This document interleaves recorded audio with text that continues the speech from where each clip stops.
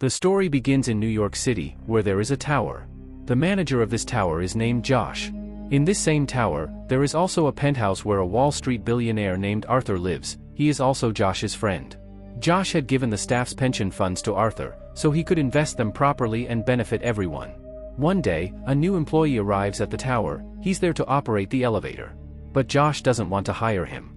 However, his boss tells him that the guy was already appointed earlier, so Josh is forced to keep him. Josh tells him, "This is the most expensive tower in New York, so you'll have to work all 7 days and always be alert at your job." The elevator operator replies that he understands his responsibility. Then Josh goes up to an apartment where a tenant lives who hasn't paid rent in a long time. He used to be very rich, but he lost all his money. He tells Josh about his situation and asks for more time to stay. Josh agrees. As Josh comes back down, he sees a black car parked in front of the tower. Some people get out of it, carrying guns. Josh immediately senses something is wrong. He goes inside, sounds the alarm, and tells everyone to be on high alert because something bad is about to happen. He checks the CCTV cameras and sees that a car is parked at the back gate. Some people are kidnapping Arthur, the billionaire who lives in the penthouse.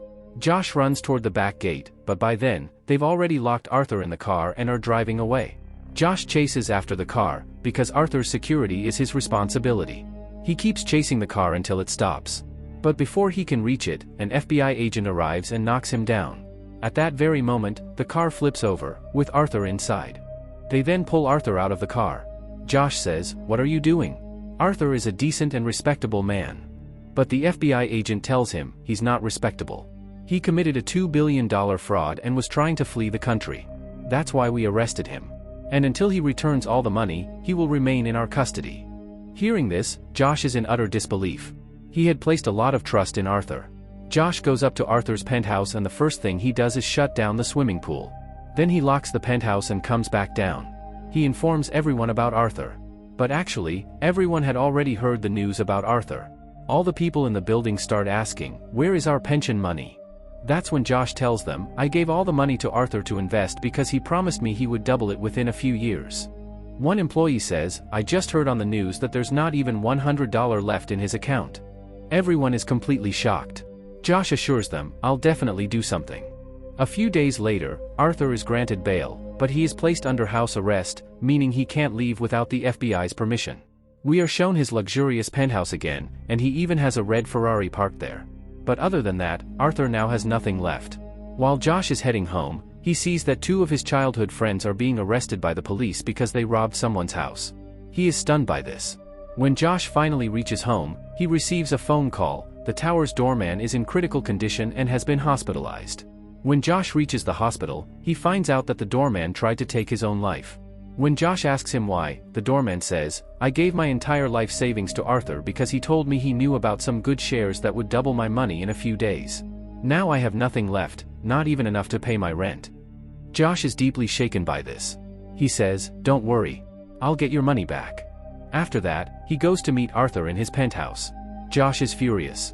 Arthur says, "I told everyone from the beginning, this investment involves risks. I'm not responsible for anyone's life or death."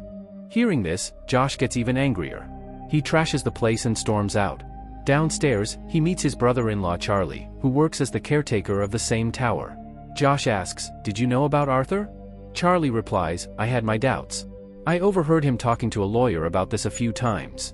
Now, Josh is certain that Arthur did everything deliberately. That night, Josh goes to a bar, where he runs into the same FBI agent who had arrested Arthur. She drinks a lot and becomes very friendly with Josh. During their conversation, she tells Josh, "We've recovered almost all of Arthur's money. But he's still hiding $20 million. The FBI is now trying to recover that hidden amount." The next morning, Josh gets an idea. He calls together a few people. His brother-in-law Charlie, the new elevator operator who recently joined, and the tenant who can no longer afford rent. He tells them, the FBI has recovered most of Arthur's money, but he still has $20 million hidden somewhere. If the FBI finds it, we'll get nothing. We have to steal it ourselves. Everyone has the same question. Where is the money? Suddenly, Josh remembers. Some time ago, Arthur had some renovation work done in his penthouse. What if he hid the money there? Charlie says, even if the money is in his penthouse, none of us know how to steal anything. We'll need a professional thief to teach us. That's when Josh remembers his old friend, Slide, who was recently arrested by the police. Josh goes to the police station, bails him out, and brings him home. He explains the entire plan to Slide, but when Slide sees the rest of the team, he says, "I can't help you guys with this heist. None of you could even steal a pen. That's because all of them are too honest and innocent." Josh says, "You should at least give them a chance." Slide agrees and says, "Alright. All of you go into a mall and steal something, anything." Everyone goes to the mall and manages to steal small items and return. Although Slide isn't impressed, he now agrees to join the plan. So, he starts training them on how to carry out the heist. He shows them a video layout of the entire building, and tells them, "There's a lot of security. We'll have to trick multiple security checks to get in." While they are discussing the plan, there's a knock at the door. Josh opens it and finds the FBI agent standing there. She says, "Arthur has filed a case against you for breaking the window of his Ferrari. If you apologize to him, he's willing to drop the case." Josh doesn't want to get arrested, so he agrees and goes to Arthur to apologize. Before leaving, Josh tells Arthur, "All the money you stole from those poor people, I'll make sure they get it back." The next day, we see the team, Josh, Charlie, Slide, and the others, sitting at a restaurant across from the tower, observing its security patterns. After that, they go to a showroom full of safes. Josh tells Slide, "You'll need to crack this kind of safe." But Slide replies, "I'm not that kind of thief. I've only done small-time stealing. To crack a safe like this, we'll need someone who's done it many times without keys." That's when Josh remembers a woman named Odessa, who works with him, and whose father is a locksmith. Josh calls Odessa to his house and explains the plan. At first, she refuses straight away. But when Josh tells her, "We're trying to steal $20 million, she agrees to join the team. The next day, Josh and his teammate are keeping an eye on the tower. Just then, Josh sees Charlie coming out of the tower. He goes to him and asks, "Why did you go inside the tower?" Charlie replies, "I went to meet the general manager. I got my job back. I can't be part of your plan anymore. Everyone working with you is a bunch of fools. You'll never be able to pull off this heist, and I won't let you either." The truth is, Charlie is now officially an employee of the tower, so he doesn't want any robbery to happen there. Josh is troubled by this. A while later, he gets a call from the FBI agent. She tells him, "Arthur has still kept the case against you. Even though you apologized, he wants revenge." Hearing this, Josh becomes even more tense. He tells his team, "We have to do the heist tomorrow, no matter what." The next day is Thanksgiving. Josh tells the elevator operator, "Go, and at any cost, get Charlie's wife's phone. She's pregnant and heading to her mom's house." The elevator operator does exactly that. He finds her in the metro train, goes near her, and successfully steals her phone. Back outside the tower, Josh sees something strange. Slide is heading inside the tower alone, without informing anyone. Josh immediately realizes, Slide is trying to double-cross us. He's already learned from Odessa how to open the safe and now he wants to steal the money himself. Meanwhile, the elevator operator uses Charlie's wife's phone to send Charlie a fake message. "I'm feeling very sick, please come quickly to my mom's house." As soon as Charlie sees the message, he drops everything and rushes to see his wife. Inside the tower, we see Odessa at a birthday celebration. This is actually part of the team's distraction plan. All the staff gather in that one area where the birthday is happening, and at the perfect moment, the rest of the team gains access into the tower. Meanwhile, Slide goes to the general manager and says, "I'd like to rent a room here." As the manager starts showing him a room, Slide cleverly locks him inside and traps him there. After that, Slide reaches the penthouse, where the rest of the team has already arrived. They place stickers over the CCTV cameras to block the view, and then start breaking the area where Arthur had recently done renovations. Behind the wall, they find a hidden safe. Just then, Slide points a gun at them and says, "Hand over all the money to me." But at that moment, Odessa arrives and points a gun at Slide. The team then disarms Slide, and now he's under their control. Meanwhile, we see Arthur arriving at court. Josh had told him they needed to be there in front of the judge today. But when Arthur gets there, he finds out, court is closed today, it's Thanksgiving and the judge isn't coming. Arthur immediately gets suspicious. The FBI agent, who's with him, also realizes something's wrong. Now everyone understands that Josh is up to something. Back in the penthouse, the team finally manages to open the safe, but to their shock, it's completely empty. There's nothing inside. Disappointment and tension quickly rise, and an argument breaks out, especially between Josh and the tenant, who has a gun. During the scuffle, the gun goes off, and the bullet hits the Ferrari standing nearby. Josh rushes to check on the car, and sees that there's a hole in it, and its paint has chipped off. When he looks closer, he realizes the car is made entirely of gold. The tenant examines it and says, "This isn't worth just $20 million, it's worth almost $50 million. The team starts thinking, we can take it apart and sneak it out piece by piece. But Josh disagrees. He says, no. We have to take the entire Ferrari out, in one piece. It seems almost impossible to get such a huge car out of the penthouse. But Josh notices the large window cleaning lift installed outside the tower. He realizes, we can use that lift to lower the car down. So, the team brings the lift up and starts removing the large glass panels from the penthouse windows. After removing the glass, they tie the lift's wires to the back of the Ferrari. At first, there's hesitation, they think, we can't do this.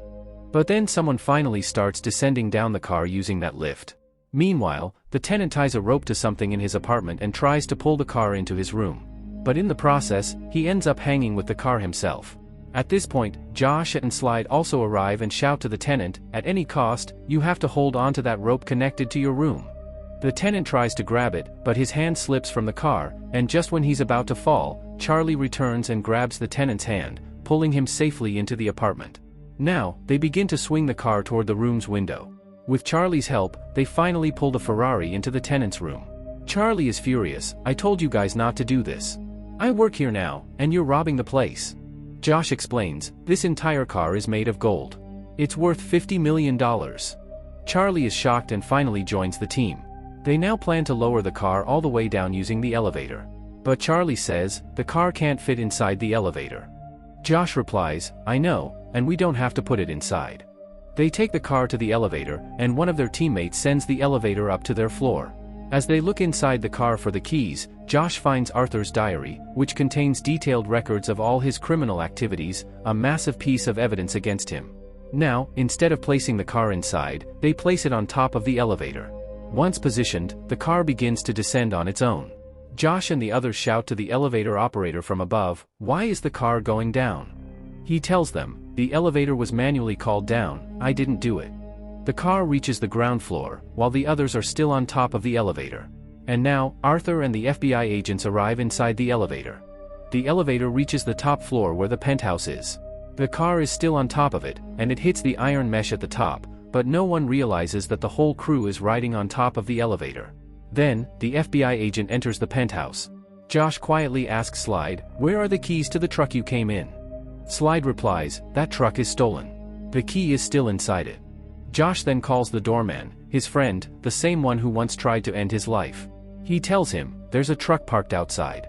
Bring it in front of the tower. The doorman agrees and drives the truck right up to the tower entrance. Meanwhile, Arthur enters the penthouse and is shocked to see that his Ferrari is gone. He yells at the FBI agent, you have to find my Ferrari, at any cost. Then, the FBI agent spots a hidden vault in the room, one that Arthur never told the FBI about. Because of this, Arthur's bail is revoked, and now he has to go back to jail. The FBI agent then enters the monitor room and sees a truck pulling away from the tower on the CCTV. Realizing that the Ferrari must be inside, she orders all FBI agents to chase the truck. They catch up to the truck quickly, pull it over, and call out the doorman. But when they open the truck, they realize that it's a decoy, a distraction. Now, the FBI agent arrests Josh and his teammates, except Slide, because she saw them entering the building on CCTV. Earlier, Slide had walked through the main door in full view of everyone, so there's no evidence against him. Now, Arthur and the crew are being taken to the police station in the same truck. Arthur smirks and says, soon, the FBI will find the car anyway. Josh replies, that won't matter. We have your diary, the one that has all the records of your crimes. Hearing this, Arthur panics. He knows that if that diary reaches the authorities, he'll never get out of jail again. Desperate, Arthur says, give me my diary back, and I'll give you $400 million. But Josh is not ready to give up that easily. In the next scene, Josh gives that diary to the FBI and demands that none of his team members should face any charges. The FBI agent agrees, and all of Josh's friends are released. After that, they all go to the top floor of the tower, where there's a swimming pool. They open the pool's lid, and inside it, is the golden Ferrari. Arthur is given life imprisonment, while Josh is sentenced to 2 years in prison. All the employees whose pensions and money Arthur had stolen, each of them receives a gift box at their home. When they open the gift, they find that inside are parts of the Ferrari made of gold. Seeing this, everyone is overjoyed, because they've finally received justice and a piece of what was stolen from them. The movie ends here.